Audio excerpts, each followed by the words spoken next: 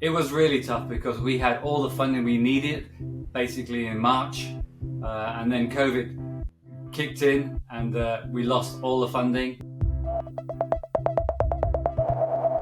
There may have been many promises made at the International Climate Change Forum, COP26 in Glasgow, but who is going to police them? That's where the company Satellite View says it can play a crucial role in checking people's environmental intentions with a thermal spy in the sky. Anthony Baker is the CEO.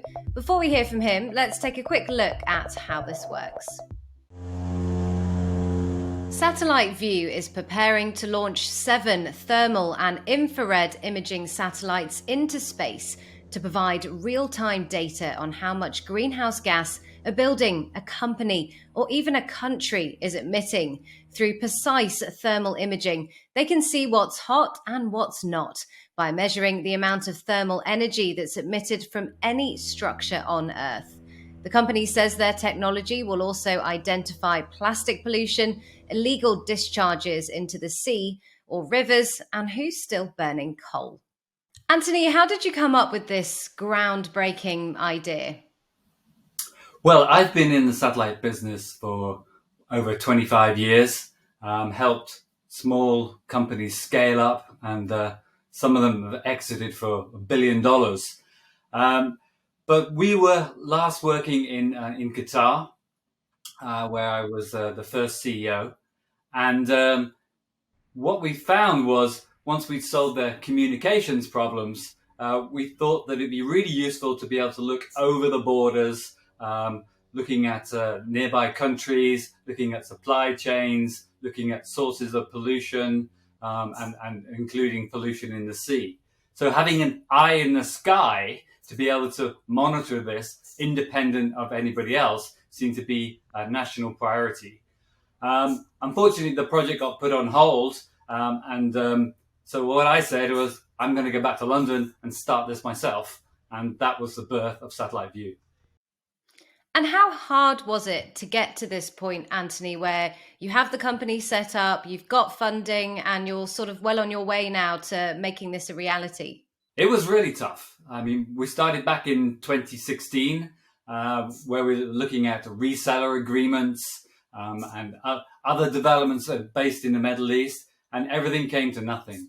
Then we were fortunate to be picked up by an investor accelerator company, Seraphin. And from there, things accelerated. But then we got caught by COVID and all investment was put on hold. And a year ago, we were really in a dire place. Fortunately, things picked up and we've secured seed funding and Series A funding. And now we're in full steam ahead. That must have been really difficult. How did you keep yourself and the team motivated during that time? It was really tough because we had all the funding we needed basically in March.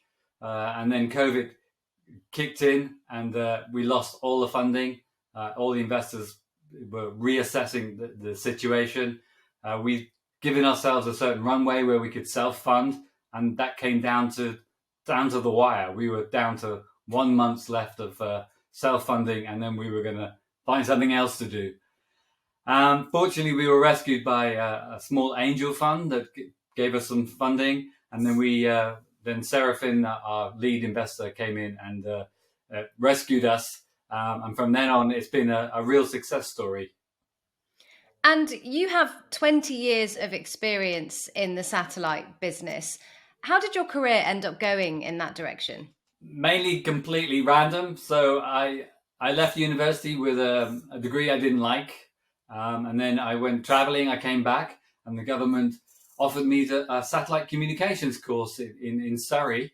And I took it as a sponsored student. And from there, I've traveled to and worked in the Netherlands, in Hong Kong, in Qatar. I've worked for global companies. And yeah, it's been quite an experience. Have you always wanted to create your own company, Anthony, and in particular build tech for good? Or is that something that sort of has come to you along the way? I've always liked the building part of companies. I've always started at an early stage and with those early problems of scaling and hiring and getting your first customers, and that's been a real interest. And to do it myself, has been an immense experience, because it's completely different starting from zero than starting as the 10th employee. And as for Tech for Good, I think we've always thought we're doing good. When I was working in communications, connecting people, making sure that everybody had access throughout the world to communications was a good thing. I think now the data we're providing does inform the world of where they should take their first steps in addressing climate change. And I saw in a previous job, Anthony, that you said you fostered an entrepreneurial spirit. How did you do that? And is that something you're doing now with your team as it grows? Yes, we're just setting up values now, and some of them are like believe we can do this, believe that you can achieve what we say we're going to achieve. It's not an arrogance, but it's a measured belief in what we can do, and allow people to fail. So focus on succeeding, but allow people to fail easily and quickly learn from that experience and move on.